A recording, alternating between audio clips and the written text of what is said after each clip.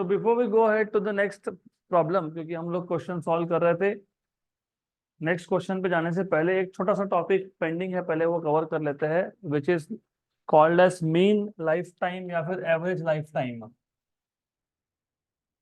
Mean life, mean life time, mean life, average life time सब एक ही बात है। तो mean life of a radio active substance या फिर average life of a radio active substance, पहले ये एवरेज लाइफ या mean life of a radio active substance क्या है, ये समझने के लिए एक छोटा सा एग्जाम्पल लेते हैं, सम फनी एग्जाम्पल, थोड़ा अच्छे से कनेक्ट कर पाओगे। फॉर एग्जाम्पल लेट अस से घर में एक छोटा सा बच्चा है, उसके लिए खिलौने लेके आ गए। तो I went to market and bought some toys. तो 3 खिलौने लेके आ गए, 3, toy number 1, toy number 2 and toy number 3। इससे ज्यादा अच्छा समझेगा आपको मीन लाइफ, क्योंकि as I told you earlier also, physics से बहुत सारे कॉन्सेप्ट अगर आपको अच्छे समझने हैं तो रियल लाइफ एग्जाम्पल लेना पड़ेगा। तो एक छोटा सा बच्चा था घर में, तो हमने सोचा कि चलो परेशान करता है, खिलौने लेके आ जाएंगे उसके लिए। तो 3 टॉय ऐसे रैंडमली उठा के लेके आ गए। अब बच्चा तो बच्चा है, उसने देखा पहले दिन टॉय फेंक के डायरेक्ट उसने फेंक दिया, फ्लोर पे टूट गया। तो जो जो पहला टॉय था उसका लाइफ था 1 दिन का। सुबह आया, अगले दिन सुबह तक गया, मतलब 1 दिन। फिर अगले 2 दिन तक हमने उसको कुछ भी नहीं दिया, इस डर से कि वो शायद उसको भी तोड़ ना दे। और फाइनली जब हमने दिया उसको, तो तीसरे दिन पे फिर उसने वही किया, उठा के फेंक दिया, गया, टूट गया। And then the last remaining toy, ये भी उसने, मान लेते हैं एक वैल्यू लेनी है तो चलो ठीक है, 4th डे पे उसने ये भी तोड़ दिया, राइट। तो we went to market, bought 3 toys and पहला टॉय तो पहले दिन पे गया, मतलब पहले टॉय का लाइफ था 1 दिन, दूसरे टॉय का लाइफ था 3 दिन और तीसरे का था 4 दिन। तो what is the average life of a toy in this case? How do find average? 1 + 3 + 4/3, ठीक। तो ये आ गया 8/3। This is average life of toy. 4 होंगे तो फिर तुम ये देखोगे कि चौथा जो टॉय है वो कब ब्रेक हुआ, और डिवाइड बाय 4 कर दोगे। 5 होंगे तो अब देखोगे पांचवा टॉय कब ब्रेक हुआ, डिवाइड बाय 5 कर दोगे। तो अब ये सेम कॉन्सेप्ट को हम लोग न्यूक्लियाई पे अप्लाई करने वाले हैं। और मैं वो जो वर्ड यूज कर रहा हूँ ना, बहुत केयरफुली यूज कर रहा हूँ। तोड़ दिया, ब्रेक होना, तो आपको पता है रेडियो एक्टिव डीके में क्या होता है, यही होता है। The unstable nuclei it continuously decays. मतलब बेसिकली क्या हो रहा है, बड़े न्यूक्लियर के 2 टुकड़े हो रहे हैं, एक स्मॉल जो इमिट होता है फ्रॉम द न्यूक्लियस, और एक लार्ज। तो इमेजिन हमारे पास एक certain quantity of radio active substance है, हम लोग certain quantity of radio active substance लेके आए, may be uranium, may be thorium, what ever it is. तो we want some quantity of radio active substance. अब हुआ ऐसा, हम लेके आए क्योंकि ये रेडियो एक्टिव है, तो आपको पता है कि रेडियो एक्टिव एलिमेंट्स का क्या होता है, कंटिन्यूअसली डीके होता है। हम लेके आए, जैसे लेके आए इमीडिएटली इसमें से कुछ न्यूक्लियाई डीके हो गए, सम न्यूक्लियाई डीके हो गए। सारे के सारे एक साथ डीके नहीं होंगे। Imagine the imagine the example of toy. पहले दिन पे, 1 दिन में पहला ही टॉय टूटा था, वैसे ही मार्केट से हम लोग जैसे टॉय लाए थे, यहाँ पे हम लोग कुछ लेके आ गए रेडियो एक्टिव सब्सटेंस। ऐसे एग्जाम्पल है, एनालॉजी है समझने के लिए। अब ऐसा है कि रेडियो एक्टिव सब्सटेंस मतलब बेसिकली अनस्टेबल होता है, तो इसका डीके होता रहेगा। सारे के सारे न्यूक्लियस एक साथ डीके नहीं होते हैं, क्योंकि सारे के सारे न्यूक्लियस एक साथ बने भी नहीं थे। इफ यू रिमेम्बर, मैंने आपको ये पहले भी बताया था कि जो जो रेडियोएक्टिव एलिमेंट है ना, डेफिनेटली अनस्टेबल है, तो डेफिनेटली वो पार्टिकल इमिट करके डॉटर में कन्वर्ट होंगे। लेकिन जब सारे न्यूक्लियस एक साथ बने नहीं, तो सारे न्यूक्लियस एक साथ डीके भी नहीं। तो हम जब लेके आए, तो लेके आए और इमीडिएटली कुछ न्यूक्लियस डीके हो गए। अब इमीडिएटली कुछ न्यूक्लियर डीके क्यों हुए? क्योंकि ये बहुत पहले बने होंगे। जितना पहले कोई न्यूक्लियर बनेगा उतना जल्दी उसका देखिए उतना जल्दी मतलब from reference of my time, मतलब मैं अभी लेके आया, मेरे लिए क्या था कि ये 3-4 न्यूक्लियाई गए, मैं लाया और ये गए, तो what is the life time of this 4 nuclei? 0, right, it is 0। थोड़ी देर के बाद देखता हूं मैं, तो थोड़ी देर के बाद और भी कम हो गए, मतलब और भी पेरेंट न्यूक्लियाई डॉटर में कन्वर्ट हो गए, राइट। तो ये जो बाकी के न्यूक्लियाई है वो थोड़े से ज्यादा जिए, मे बी आफ्टर 1 आवर। तो ये जो सैंपल है इसमें कुछ न्यूक्लियाई ऐसे है जिसका लाइफ टाइम 0 है मेरे लिए, क्योंकि जब मैंने मेजर करना स्टार्ट किया, मैं लाया और ये 4 गए, तो इनका लाइफ टाइम क्या है? 0, राइट। और बाकी के जो थे वो मे बी 1 आवर के बाद गए, तो उनका लाइफ टाइम मेरे लिए क्या है? 1 आवर। ठीक। तो ऐसा मैं चेक करते रहूंगा और मुझे ऐसा मिलेगा कि और आफ्टर सम टाइम, थोड़ी देर के बाद, और थोड़े टाइम के बाद क्या होने वाला है, और थोड़े टाइम के बाद क्या होगा, और भी रेडियो एक्टिव न्यूक्लियाई डीके हो जाएंगे। ऐसा डीके चलता रहेगा, कब तक चलता रहेगा? जब तक सारे के सारे पेरेंट न्यूक्लियाई किस में कन्वर्ट नहीं जाते? डॉटर में। लेकिन इसको तो इन्फिनिटी टाइम लगता है, हमने तो कल ही देखा, बराबर, राइट, क्लियर। तो for us some radioactive nuclei have 0 life, some have 1 hour life, some have 2 hour life, some may have 1 year, some may have 1000 year also। तो अभी ऐसा है कि कौन सा न्यूक्लियाई का 0 लाइफ है, कौन से न्यूक्लियाई का 1 आवर लाइफ है, कौन से न्यूक्लियाई का 2 आवर लाइफ है, हमको पता नहीं, क्योंकि ये रैंडम प्रोसेस है, राइट। तो हम क्या करते हैं फिर, हम लोग एवरेज लाइफ गिनते हैं। जैसे वो टॉय का केस था, टॉय 1, टॉय 2, टॉय 3, इन तीनों का एवरेज लाइफ कितना बैठ गया? 8/3। तो सिमिलरली यहाँ पे अगर मैं बात करूँ कि जो न्यूक्लियाई है उसका एवरेज लाइफ कितना है, तो उसको तुम बोलते हो मीन लाइफ या फिर एवरेज लाइफ। यहाँ तक क्लियर? यहाँ तक क्लियर है? अगर ये समझेगा तो आगे का तुमको मैथमेटिक्स समझेगा, क्योंकि ये कॉन्सेप्ट मैथमेटिकल है। तुमको इक्वेशन डिराइव करना है तो इंटीग्रेशन भी करने पड़ेंगे।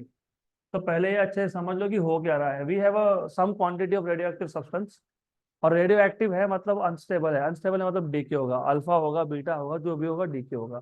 मतलब जो पेरेंट न्यूक्लियाई है, जो ओरिजिनल न्यूक्लियाई है, वो हमेशा उतना नहीं रहने वाला है, उसका डीके होने वाला है, वो डीके होने वाला है बेसिकली, उसका क्वांटिटी कम होने वाला है। तो जैसे ही हम लाए, वी चेक, उसमें से कुछ न्यूक्लियाई ऑलरेडी डीके हो गए, राइट। तो उन न्यूक्लियाई के लिए हमारे हमारे टाइम पर्सपेक्टिव में उनका लाइफ है 0, क्योंकि मैंने जब मेजर करना चालू किया वो ऑलरेडी डीके हो गए थे, तो 0 लाइफ। कुछ न्यूक्लियाई थे जो 1 घंटे के बाद डीके हुए, फिर दूसरे थे 2 घंटे के बाद डीके हुए, फिर 3 घंटे के बाद डीके हुए, ऐसा तो देखते जाओगे। तो पूरा क्वांटिटी, पेरेंट का पूरा क्वांटिटी डॉटर में कन्वर्ट होने के लिए इन्फिनिटी टाइम लगेगा, राइट। तो हम इन्फिनिटी टाइम तो नहीं मेजर कर सकते, तो हम लोग क्या करते हैं, हम लोग गिनते हैं एवरेज लाइफ कितना। अब तुमने एवरेज लाइफ टॉय के केस में कैसे मेजर किया था, वैसे ही यहाँ करना है, सेम।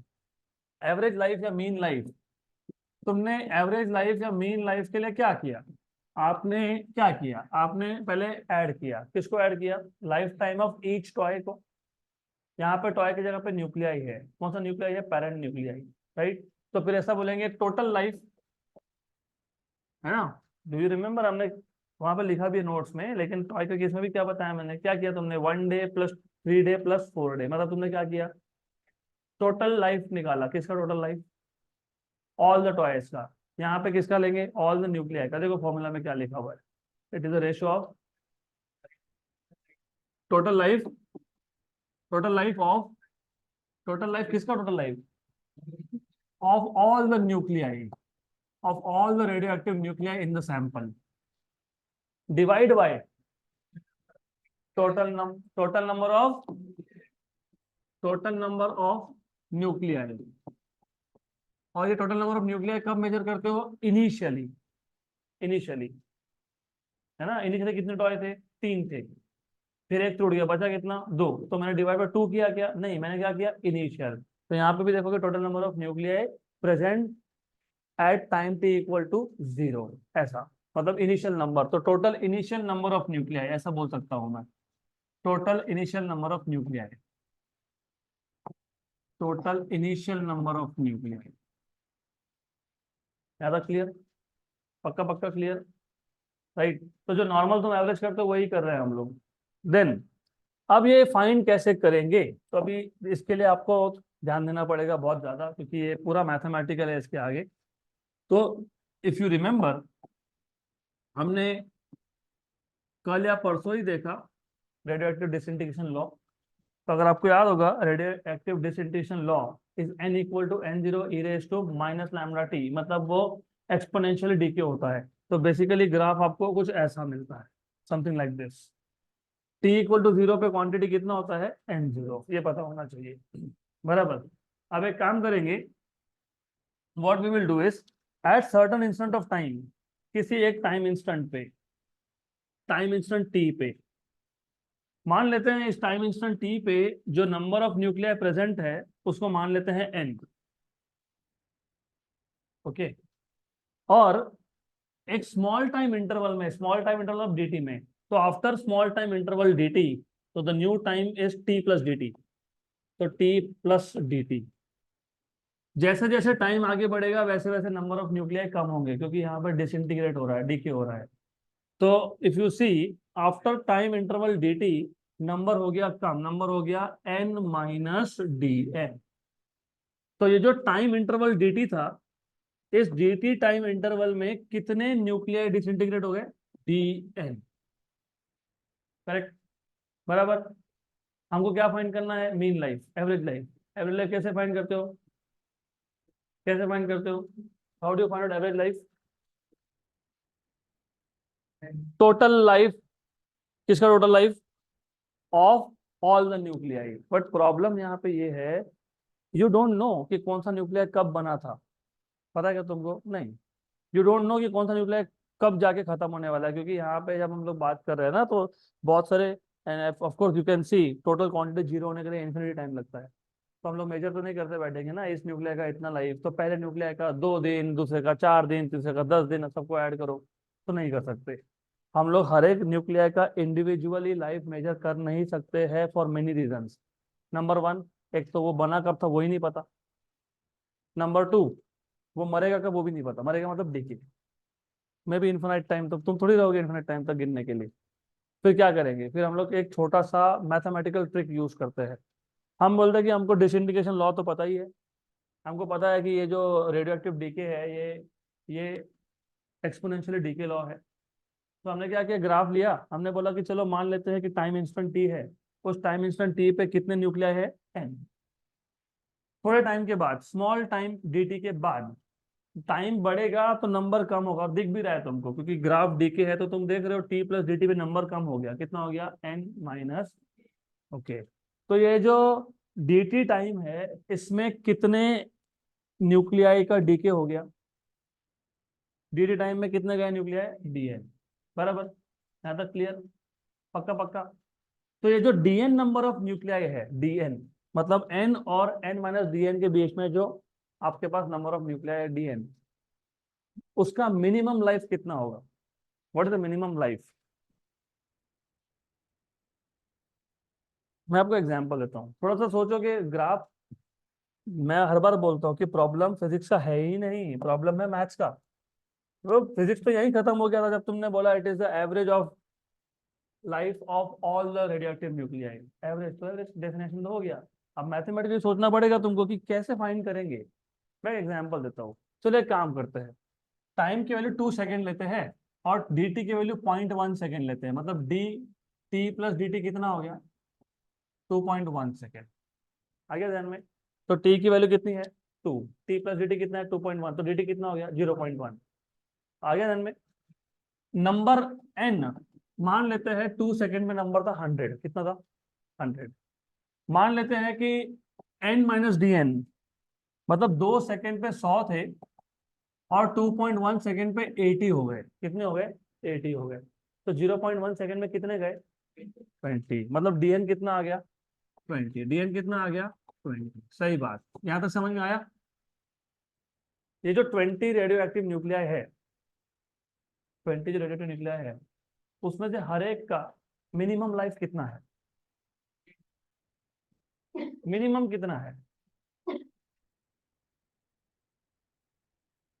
तुमने टाइम मेजर करना कहाँ से स्टार्ट किया, जब तुम सैंपल को लाए, 2 सेकेंड के बाद, 2 सेकेंड के बाद तुमने मेजर किया कि क्वांटिटी कितना था, 100 था। फिर 2.1 सेकेंड के बाद मेजर किया, कितना रह गया, 80। मतलब 0.1 सेकेंड में कितना डीके हो गया, 20। तो मेरा क्वेश्चन ये था, ये जो 20 रेडियो एक्टिव न्यूक्लियाई थे, इसमें से हर एक मिनिमम कितना टाइम जिया, 2 सेकेंड्स। क्योंकि 2 और 2.1 के बीच में 100 से 80 हो गया। तो तुमको ये थोड़ी पता है कि इसमें से कौन सा 2.001 सेकंड पे गया था, कौन सा 2.002 सेकंड पे गया था, कौन सा 2.003 सेकंड पे गया था, पता है क्या तुमको? तुम बोल सकते हो कि श्योरली कि ये 20 में से जो पहला नंबर है ना, ये 2.001 सेकंड पे गया, ऐसा बोल सकते हैं? नहीं बोल सकते, हमको पता ही नहीं कौन सा डीके हो रहा है, रैंडम डीके होता है ये। Correct, right. लेकिन श्योरिटी से क्या बोल सकते हैं कि ये पूरे के पूरे 20 रेडियोएक्टिव न्यूक्लिया कम से कम कितना टाइम जिए, कितने, 2 सेकेंड। एक न्यूक्लियाई 2 सेकेंड, बराबर। तो 20 न्यूक्लिया कितना? क्योंकि तुमने क्या लिखा है, total life of all the nuclei. तुम सारे न्यूक्लियाई का लाइफ गिनने वाले हो। अभी तो तुमसे पूछा कि ये जो डीएन था, मतलब ये जो 20 न्यूक्लियाई है, इसमें से हर एक कम से कम कितना टाइम दिया है, तुमने बोला 2 सेकेंड। तो हर एक 2 सेकेंड, तो टोटल 20 ने कितना दी दिया, 40, 20 × 2। आगे बात ध्यान में। तो ये जो मैं ग्राफ तुमको दिखा रहा हूँ, टी टाइम इंस्टेंट पे कितने न्यूक्लियाई थे, N. T plus D T पे कितने हो गए, एन माइनस डी एन। मतलब जो डी टी टाइम इंटरवल था उसमें कितने न्यूक्लियाई गए, डी एन, बराबर। इन डीएन में से हर एक न्यूक्लियाई कम से कम कितना टाइम जिया है, 2 सेकेंड तक। तो हर एक दो मतलब टी सेकेंड्स। तो हर एक का लाइफ कितना, कम से कम टी सेकेंड। तो सारों का मिला के टाइम कितना हो गया, T into D N, T into D N, T into D N, T into D N. अब सिस्टम में फिट कर लेना, ये बहुत काम में आएगा ये सब। तो अब मीन लाइफ, मीन लाइफ, मैं मीन लाइफ पे आऊंगा, वापस आता हूं। पहले यहां से देख लेते हैं। तो what is the mean life, what is the mean life, मैं अच्छे से जो बोल रहा हूँ अच्छे से सुन लो। What is the mean life of of d n number of nuclei, total life of dn, what is total life of dn, t D N upon total initial number of nuclei. Total initial number of nuclei कितना था, initial मतलब T time पे कितना था, N, right. ये तो हम किसके देख रहे हैं, only for time interval D T. मुझे पूरा ही देखना है, पूरा मतलब स्टार्ट टू एंड। तो क्या करते हैं, इंटीग्रेट करते हैं। क्या करते हैं, इंटीग्रेट करते हैं। तो ये याद रखना। तो पूरा देखना है तो क्या करोगे, इंटीग्रेट करोगे, T D N upon upon total initial number of nuclei. वो तो पता ही है ना कितना है, n0 है। तुम डायरेक्टली n0 लिख लो, चलता है। नहीं लिखना तो इंटीग्रेट डीएन पे कर लो। इनिशियल कितना था, फाइनल कितना हो गया, 0, बराबर। सही है ना, हाँ कि नहीं? इनिशियल कितना है, n0, और फाइनल कितना है, 0। तो ये आ जाएगा आपके पास मीन लाइफ। वैसे मीन लाइफ को हम टाउ से डिनोट करते हैं, तो इसके आगे मैं टाउ लिखने वाला हूँ।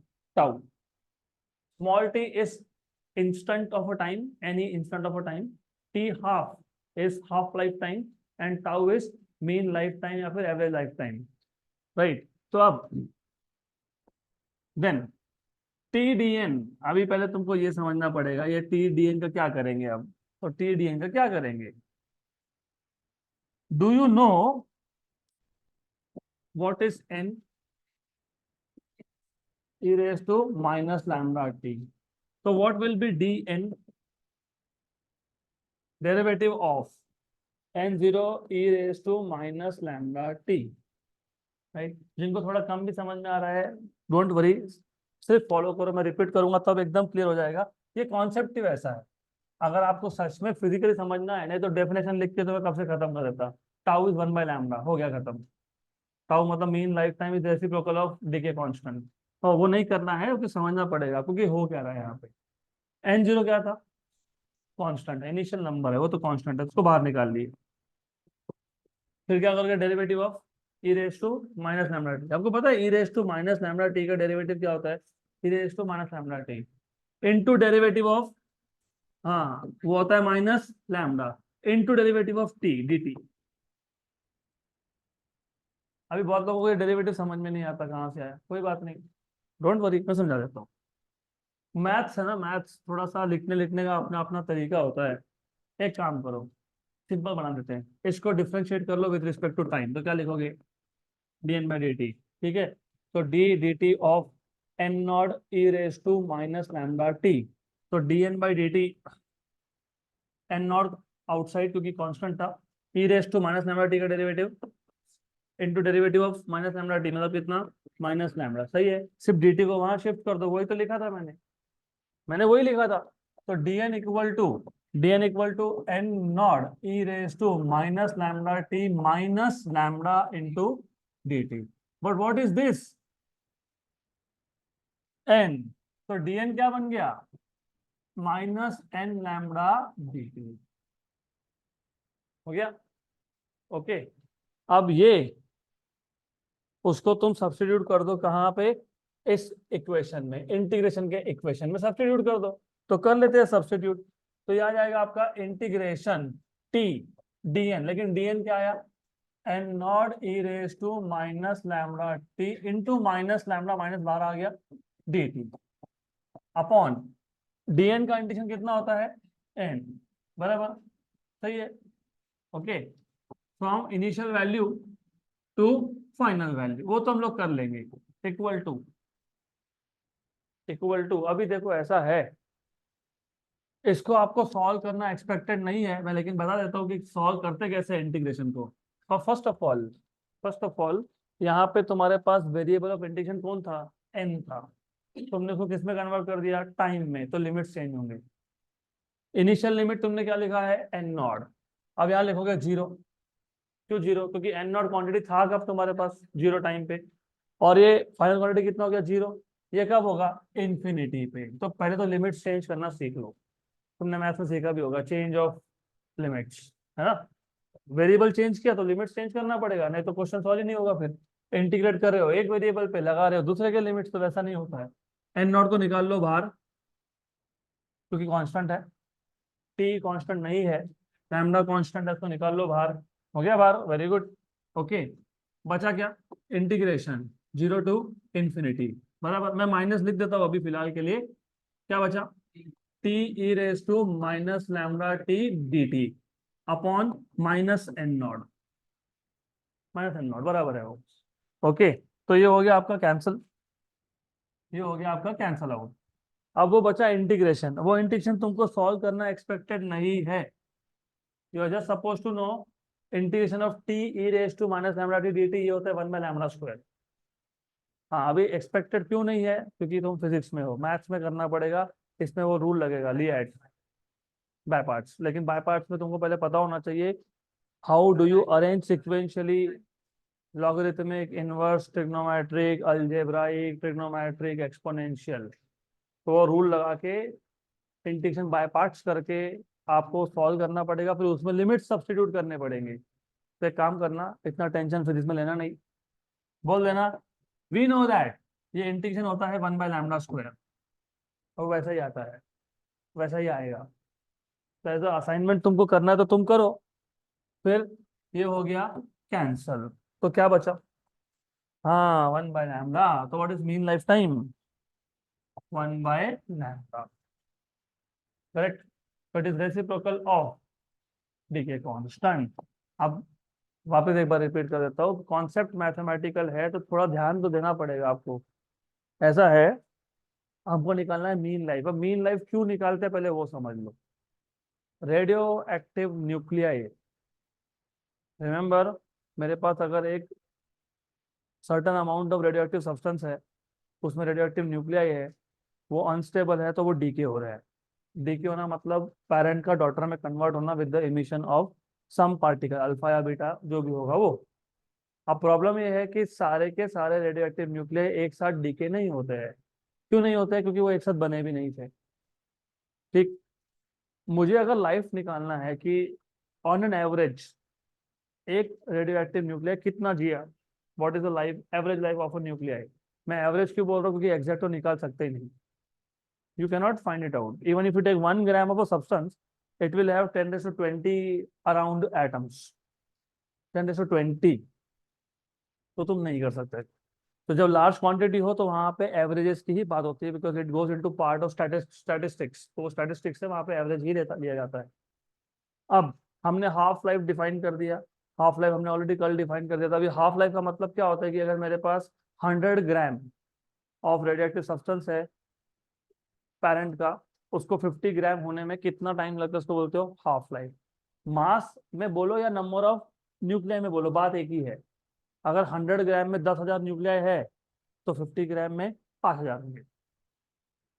तो हमने हाफ लाइफ टाइम डिफाइन कर दिया।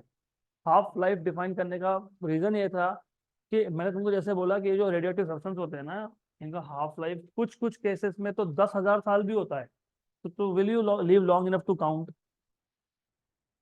मैं तो अगर 25 ईयर से चालू किया, 60 साल तक गिनते ही रह गए, अरे कितना हुआ, अरे कितना हुआ, अरे कितना हुआ।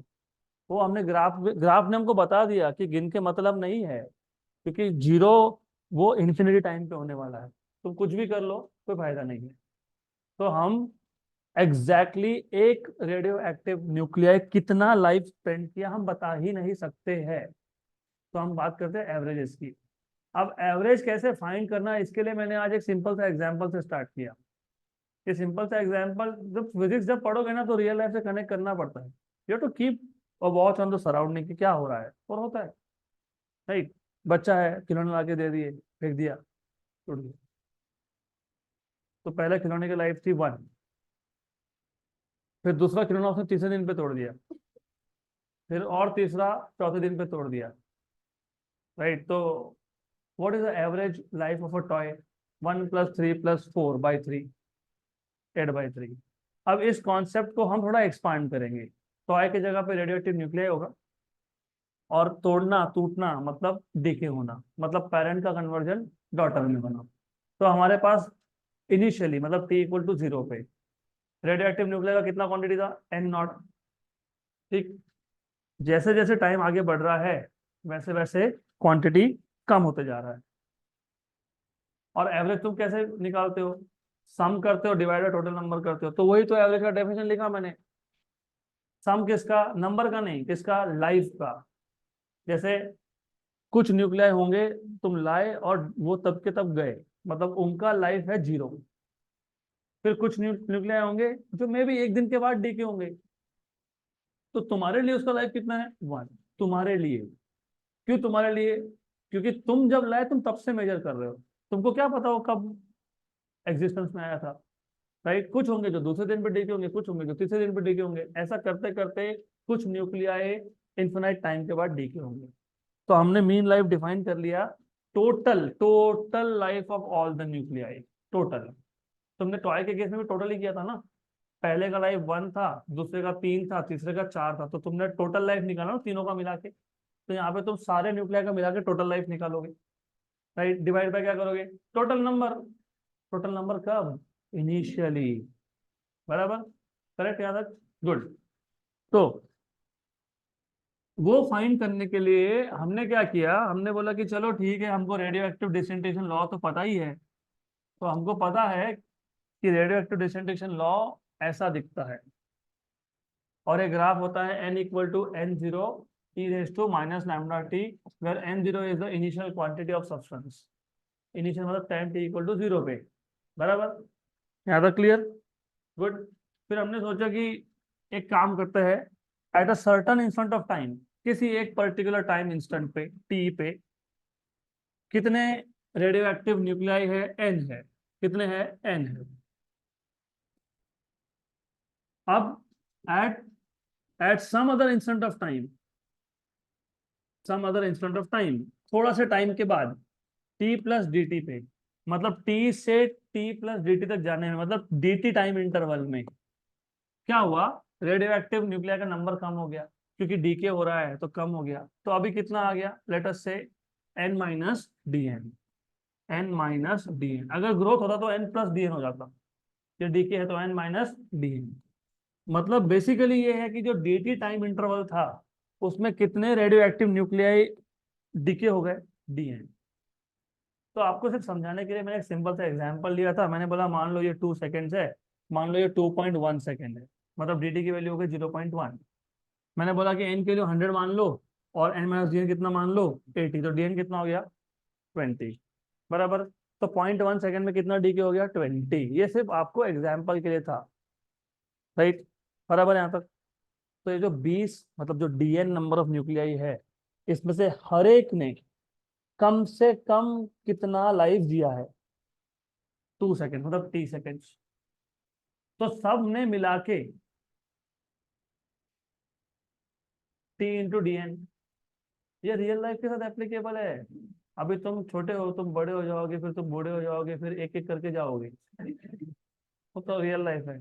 फिर if I ask you what is the minimum time you were together with your friends, तो मान लो तुम सब में से पहला 60 साल की उम्र में गया, तुम बोलोगे 60 साल।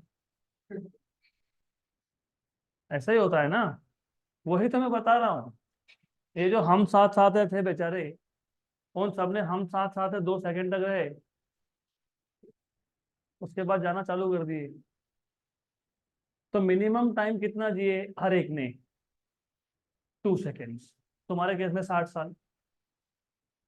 अरे फिजिक्स मतलब रियल लाइफ ही है, सिर्फ वो थोड़ा सा स्मॉल स्केल पे है, तुम बिग स्केल पे, तुमसे भी बड़े स्केल से। अगर मैं स्टार्स की बात करूंगा, वो बिलियंस ऑफ ईयर जीते हैं, राइट। तो वो सब सेम ही है, देयर इज नथिंग डिफरेंस। तुम खुद को ही समझ रहे हो, तुम फिजिक्स समझ रहे हो, तुम खुद को समझ रहे हो, बात एक ही है। ओके। तो कम से कम 30 सेकेंड्स तक हर एक का लाइफ था। हमने बोला यहाँ पे total life of all nuclei, सबका टोटल लाइफ। एक ने अगर 2 सेकेंड जिया, तो 20 ने कितना जिया, 20 ने मिलके कितना टाइम स्पेंड किया। तुम एक 60 साल तक जी गए, और तुम 10 दोस्त थे, तो तुम सब मिला के कितना जी गए, 600 ईयर। तो वही तो बात हो गई यहाँ पे, राइट।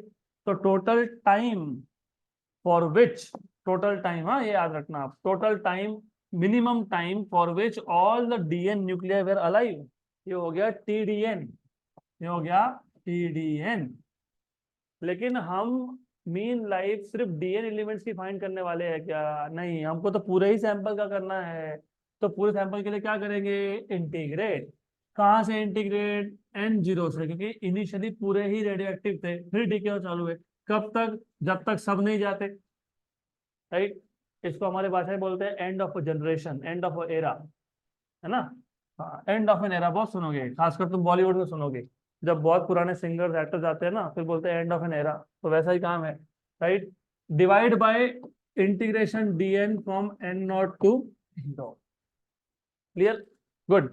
अब क्या है कि हमको एन पता था, एन, एन क्या था, N0 e⁻², फिर तुम ले लोगे डेरिवेटिव, dN/dt कर लोगे, N0 e⁻−λt into minus lambda, और dt को वहां शिफ्ट कर दोगे, तो तुमको मिल जाएगा dN =−λ, पहले लिख दिया, N0 e⁻−λt dt। So therefore you will have average life tau equal to integration t, और dn की जगह पे ये पूरा माइनस साइन बाहर आ गया, लैम्डा आ गया, N0 हो गया e⁻−λt dt हो गया। अब वेरिएबल चेंज हो गया, तो लिमिट्स भी चेंज होंगे। लोअर लिमिट था इनिशियल नंबर, अब आ जाएगा इनिशियल टाइम। अपर लिमिट था फाइनल नंबर, अब आ जाएगा फाइनल टाइम। और ये यहाँ तो जरूरत नहीं चेंज करने की, यहाँ बोलोगे n फ्रॉम N0 to 0, फिर ये आ जाएगा tau equal to -λ N0, constant constant सब गए बाहर, अंदर बच गया, क्या बच गया, t e⁻−λt dt upon -N0। तो -N0 हो गया कैंसल। और जो इंटीग्रेशन है, ये पूरा सॉल्व करने के बाद आपको मिलता है 1/λ²। तो 1/λ², तो टाउ आ गया आपका 1/। तो रेसिप्रोकल ऑफ डिसइंटीग्रेशन कांस्टेंट और decay constant is average life, mean life of radio active substance. हो गया। अब आ जाते हैं हमारे अगले क्वेश्चन पे, एग्जाम्पल नंबर 15.6। कल 15.5 कंप्लीट किया था ना हमने, तो आज 15.6 कर लेंगे। 15.6, calculate the binding energy of lithium 7 मतलब मास नंबर है A, और 3 मतलब एटॉमिक नंबर है Z। तो नंबर ऑफ न्यूट्रॉन्स हो गए 4, 7 - 3, N = A - Z। The masses of hydrogen and lithium atoms being, आपको हाइड्रोजन और लिथियम के एटम का मास दे दिया है 1.00782 AMU, यू मतलब AMU, and 7.016 AMU respectively. Okay, तो आपको बाइंडिंग एनर्जी पूछा है लिथियम का। तो पहले तो गिवन में क्या है वो समझ लेते हैं। गिवन में तुमको दिया हुआ है लिथियम और लिथियम का मास। लिथियम का mass, what is mass of lithium, जल्दी बताओ। Mass of lithium 7.016 AMU। What is mass of hydrogen 1.00782 AMU। ऐसा ही है ना? Yes, very good. और आपको पूछा है बाइंडिंग एनर्जी बताओ, calculate the binding energy. You are suppose to find out what is the binding energy. तो which formula will you be applying here? Delta m c square, very good, delta m c square. और binding energy हम normal देते हैं MEV में। मैंने आपको बताया था कि मल्टीप्लाई बाय 931, लेकिन यू विल फाइंड बहुत सारे जगह पे 931.5 MEV, कहीं पे 932 भी है। आपके टेक्स्ट बुक में 931 है तो मैं 931.5 है तो मैं 931.5 लिख रहा हूँ। और तो चीज को नहीं लिखेंगे, चीज को तो जाएगा ना MEV में लिखोगे तो 931.5 MEV ऐसा कर लेंगे। ओके, क्योंकि आपकी जो टेक्स्ट बुक के न्यूमेरिकल्स है उसमें 931.5 लेके कैलकुलेट किया है तो फिर वैसा कर लेंगे। अब आपको पहले फाइंड करना पड़ेगा delta M. What do you think, how will you find out delta M?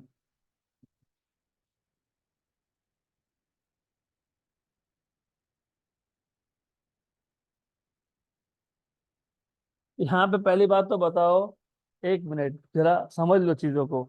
Mass of hydrogen का काम ही नहीं है, क्यों दिया है? प्रोटॉन का मास बताने के लिए। तुम ZMP प्लस NMN करोगे ना? करोगे ना, कहाँ से करोगे? मैं मास ऑफ प्रोटॉन तो पता होना चाहिए। तो हाइड्रोजन मतलब होता है सिर्फ प्रोटॉन है, इसलिए मैंने आइसोटोप में तुमको बताया था, हाइड्रोजन ड्यूटेरियम ट्रिशियम, इसलिए बताया था। तो तुमको ये जो मास ऑफ हाइड्रोजन है ना, ये मास ऑफ प्रोटॉन है और मास ऑफ न्यूट्रॉन है, तो तुमको बताया ही सिर्फ इसके लिए है ये। ओके, तो ये पता होना चाहिए। What is delta m? It is ZMP plus NMN। नहीं नहीं नहीं, हाँ, minus minus M, that is measured mass. Measured mass दिया हुआ है लिथियम का। आ गया ध्यान में? आ गया। और इसी को अगर मैं 931.5 से मल्टीप्लाई कर लूंगा तो मुझे क्या मिल जाएगा? Binding energy. तो पहले ये फाइंड कर लेते हैं। What is the number of protons in lithium? दिया हुआ है, दिया हुआ है 7 3। अरे ये जो तुम नीचे लिखते हो ना वो Z होता है, और जो ऊपर लिखते हो वो A होता है, और N क्या होता है? A-Z, मतलब कितना हो गया? 4। तो what is Z? 3। What is mass of proton? 1.00782 और मास ऑफ न्यूट्रॉन 4 × वही है सब। हाँ, तो टोटल 7 ही हो जाएगा वो। तो अगर तुमको शॉर्टकट लेना है तो तुम वैसा शॉर्टकट भी ले लो। तुम बोल दो यहाँ पे कि मास ऑफ प्रोटॉन और मास ऑफ न्यूट्रॉन लगभग सेम है, तो इसको मैं स्मॉल m बोल देता हूँ, लगभग सेम है। तो ये बन जाएगा 3m plus 4m minus the measured mass, वो दिया हुआ है। तो कितना हो गया? 7m minus the measured mass. 7 × how much? 1.00782 minus 7.016। तो इसको मल्टीप्लाई कर लो पहले 7 से। कैलकुलेटर यहाँ पे 7 × 1.00782 माइनस 7.016, तो ये आ गया आपका 0.03877 AMU। दोनों AMU में थे तो मास इफेक्ट भी AMU में ही आएगा। ध्यान दो तो समझिएगा। मास इफेक्ट क्या था? Mass of nucleons minus measured mass. What is mass of nucleons? Mass of proton plus mass of neutron. Mass of proton कितना होता है? MP। टोटल प्रोटॉन कितने हैं? Z। तो Z M P. Mass of neutron कितना होता है, M N. Total neutrons कितने हैं, एन, तो एन एम एन। तो एक न्यूक्लियस के अंदर अगर जेड प्रोटॉन्स है और एन न्यूट्रॉन्स है तो टोटल मास आ गया, ये एक्सपेक्टेड मास है। और ये एम क्या है, मेजर्ड मास है, वो तो तुमको दे के रखा हुआ है। लेकिन प्रोटॉन और न्यूट्रॉन का मास क्या होता है, सेम। और वो कितना होता है, हाइड्रोजन के जितना। तो हाइड्रोजन का मास मतलब न्यूट्रॉन और प्रोटॉन का मास। तो कैलकुलेट हो गया, ये आ गया मास डिफेक्ट। और मैंने आपको बताया था कि जो मास डिफेक्ट होता है ये कहाँ जाता है, एनर्जी में जाता है। कौन सा जाता है, बाइंडिंग एनर्जी। और अगर आपको बाइंडिंग एनर्जी डायरेक्टली एमईवी में निकालना हो तो मास डिफेक्ट को मल्टीप्लाई कर लो 931.5 से। लेकिन उसका कंडीशन है, कंडीशन है mass defect should be in AMU, और हमारे पास एएमयू में ही है ये। तो इसको मल्टीप्लाई कर लेंगे 0.038775, इसको 931.5 से मल्टीप्लाई कर लेंगे तो देखते हैं कितना आता है।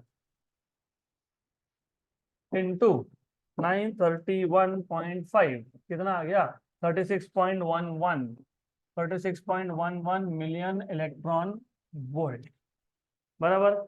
अभी देखते हैं कि आंसर यही दिया है, कि दिया है तो होना तो यही चाहिए। लेट अस स्टिल चेक, तो गिव मी अ मिनट। होना तो यही चाहिए, देखते हैं।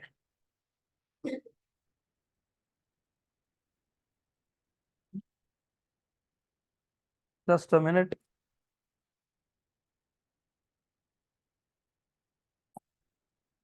तो this one is absolutely right, no problem with that, answer भी यही है। लेकिन जब तुम एएमयू में लिखते हो, इन्होंने दिया नहीं है, देना चाहिए था, लेकिन जब तुम एएमयू में लिखते हो तो मास ऑफ न्यूट्रॉन थोड़ा सा अलग आता है, 1.00866। तो ये जो हमने सॉल्व किया this is absolutely correct. But again, अगर आपको मास ऑफ न्यूट्रॉन दिया हो तो आंसर अलग होगा, तो थोड़ा सा चेंज होगा, ज्यादा नहीं है, little bit of change. Mass of neutron आ जाएगा 1.00866 एएमयू। तो यहाँ पे जो तुमने 3m+4m लिखा, तो तुम ये नहीं लिख सकते हो। फिर तुम क्या लिखोगे, तुम लिखोगे यहाँ पे 3 into what is mass of proton 1.007825 plus 4 times of mass of neutron 1.00866, शायद आखिरी में 5 ही होगा, ठीक है, whatever it is, minus what is mass of nucleus 7.016, ये मेजर्ड मास आ गया।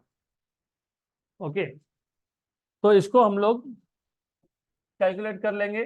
तो what you will get from here is 3 into 1.007825 plus plus 4 into 1.00866, है ना, हाँ, माइनस 7.016, कितना आ गया, 0.42115। तो 0.42115 ये आ गया 0.042 अगर तुमको बाइंडिंग एनर्जी चाहिए तो इसको तुम डेल्टा एम इंटू 931.5 कर लो मिलियन इलेक्ट्रॉन वोल्ट में, you will get your answer. तो 931.5 से इसको मल्टीप्लाई कर लेंगे, इसको मल्टीप्लाई कर लेंगे 931.5 से 39.23।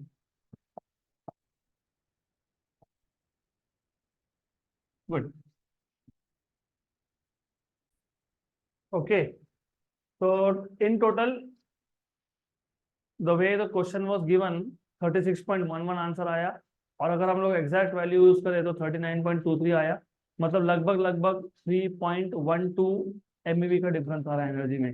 तो एज अ रूल याद रख लेना, mass of neutron in AMU you should always take 1.00866, इसके आगे हमेशा ये वैल्यू यूज करना बेटर ऑफ, क्योंकि 3 MeV is a big difference of energy. अगला क्वेश्चन, ये भी अच्छा है, सिंपल क्वेश्चन है। Calculate the energy released in the alpha decay of PU, what is PU, plutonium 238 to u 234, what is u, uranium, the masses involved being mpu मतलब mass of plutonium is 238.04955।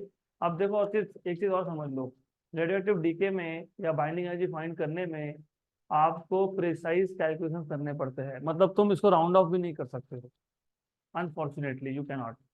तो mass of plutonium दिया है 238.04955 AMU, mass of uranium दिया है 230.04095 AMU, और mass of He is helium, helium का nucleus होगी, alpha particle DK हो रहा है तो तुमको अल्फा पार्टिकल का मास पता होना चाहिए 4.002603 AMU। आपको पूछा है इस प्रोसेस में एनर्जी कितना रिलीज हुआ। पहले बताओ प्लूटोनियम, प्लूटोनियम 238 ये किस में डीके हो गया, यूरेनियम 234, 1 अल्फा पार्टिकल जाएगा, तो प्लस तुम लिखोगे अल्फा पार्टिकल 42, ठीक, और plus some amount of energy जिसको हम लोग क्यू वैल्यू बोलते हैं, मैंने कल या परसों के लेक्चर में बताया था आपको क्यू, और मैं तभी भी बताया था क्यू वैल्यू होता है डिफरेंस बिटवीन पेरेंट का मास और प्रोडक्ट का मास। पेरेंट का मास ज्यादा होता है कंपेयर टू प्रोडक्ट का मास, राइट। तो यहाँ पे आप लिखोगे mass of plutonium minus mass of uranium plus mass of helium, helium मतलब अल्फा, इंटू सी स्क्वायर अगर जूल में चाहिए, नहीं तो 931.5 अगर एमईवी में चाहिए। और मैंने डायरेक्टली क्यों लिखा, क्योंकि मुझे सब दिए है एएमयू में, और जब एएमयू में हो तो ही डायरेक्टली 931.5 से मल्टीप्लाई होता है, ओके, अदरवाइज नहीं होता है। मास ऑफ प्लूटोनियम कितना दिया हुआ है आपको, 238.04955 माइनस मास ऑफ यूरेनियम कितना दिया हुआ है 234.04095 plus what is mass of alpha 4.002603 into 931.5 ऐसा आएगा। गुड, तो इसको कैलकुलेट कर लो, तो कर लेंगे कैलकुलेट, तो ये आ जाएगा आपका 238.04955 minus minus 234.04095 plus 4.002603 0.005997 multiplied by 931.5 5.5862, तो 5.5862 MeV। तो देखते हैं अभी आंसर में क्या दिया है, 5.58 MeV।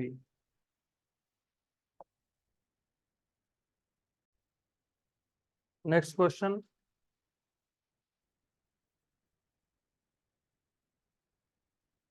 नेक्स्ट क्वेश्चन,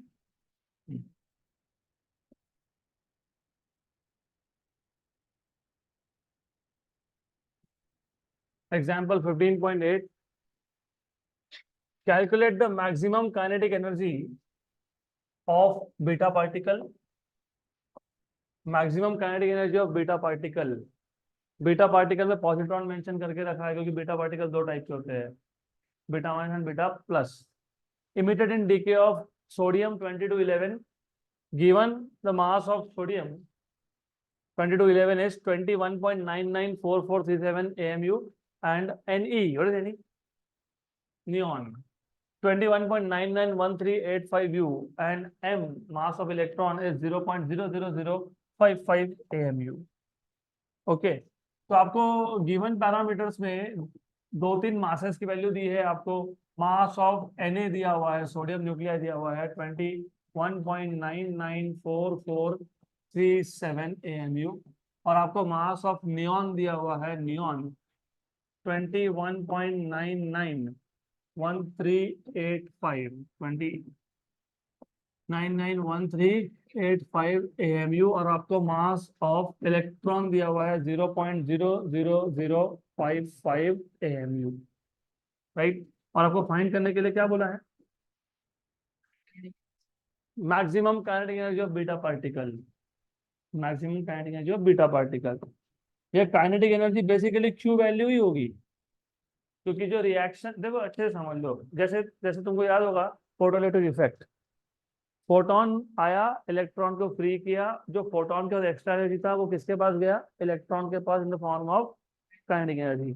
यहाँ पे भी सेम है, रिएक्शन हो गया, रिएक्शन हो गया तो जो पैरेंट था उसका मास ज्यादा है, प्रोडक्ट का मास कम है, तो जो बचा हुआ मास है, मास डिफेक्ट है, वो किस में कन्वर्ट हुआ, एनर्जी में। और वही एनर्जी अवेलेबल है इलेक्ट्रॉन या पॉजिट्रॉन के लिए लेके जाने के लिए। इसको इस केस में सिर्फ तुम उसको बोलते हो क्यू वैल्यू। तो तुमको काइनेटिक एनर्जी फाइंड करना है, मतलब तुमको क्यू वैल्यू फाइंड करना है, तो क्यू वैल्यू फाइंड कर लो, सिंपल। तो find out what is Q value. तो you know what is the formula for Q value in this case. तो Q value is equal to क्या आएगा, रिएक्शन पता है, डीके पता है, डीके रिएक्शन।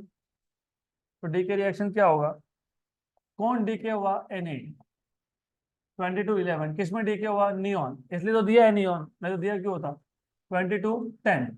और साथ में कौन गया, एक पॉजिट्रॉन, और साथ में कौन गया, एनर्जी। तो क्या आएगा, mass of sodium minus mass of neon plus mass of electron. और सब अगर एएमयू में है तो 931.5 MeV से मल्टीप्लाई कर लेना, तो हो गया फॉर्मूला। आप सिर्फ यहाँ पे डालोगे तो वैल्यूज, मास ऑफ सोडियम कितना है, 21.99443 ये लैंडलाइन नंबर देते तो वैसा लग रहा है ये, है ना। और हो गया प्लस 0.00, एक तो जेम्स बॉन्ड जैसा लगता है 007, या फिर लैंडलाइन नंबर जैसा लगता है। गुड, तो अभी सिर्फ कैलकुलेशन रह गया। What was mass of sodium,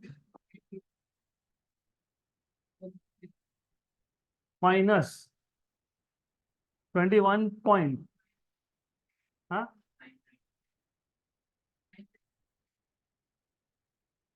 99.99138.5 plus 0.00055, ठीक हो गया, इंटू 931.5, तो 2.33, तो आ जाएगा आपका 2.33 MeV।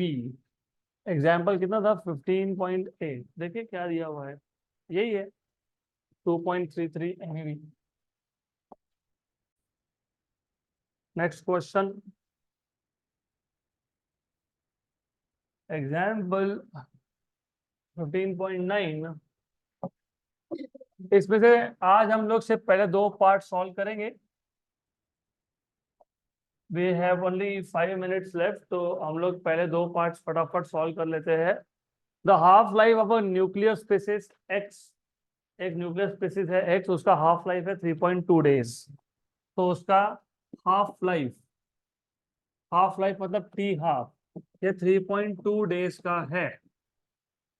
Okay, calculate its decay constant, calculate its decay constant, average life tau, ये दोनों फाइंड करना है आपको। ओके, तो तीसरा मैंने जैसे बोला, थर्ड पार्ट हम लोग आज नहीं सॉल्व करेंगे। Formula, what is decay constant का formula, if you remember, 0.693, which is log of 2, natural log of 2 divide by t half, ठीक है, टी हाफ। उसके बाद what is half mean life, 1/λ। Okay, तो सॉल्यूशन इज ऑल्सो सिंपल। तो आपको यहाँ पे lambda is 0.693 divided by t half, t half कितना है 3.2। जरूरत नहीं है, जरूरत नहीं है, तुम पर डे में लिख दो ना, 1/डे, दैट इज पर डे, चलता है, न्यूक्लियर फिजिक्स में चलता है। तुम सेकंड में नहीं भी लिखोगे तो चलता है, क्योंकि इनफैक्ट न्यूक्लियर फिजिक्स में ना ज्यादातर हाफ लाइफ डे या फिर ईयर में आती है, इसके लिए हम लोग कर लेते हैं वैसा। तो क्या था, डिवाइड बाय 3.2, इंटू क्या करेंगे 0.693, तो 0.2165, 0.2165 पर डे, मतलब डे इनवर्स।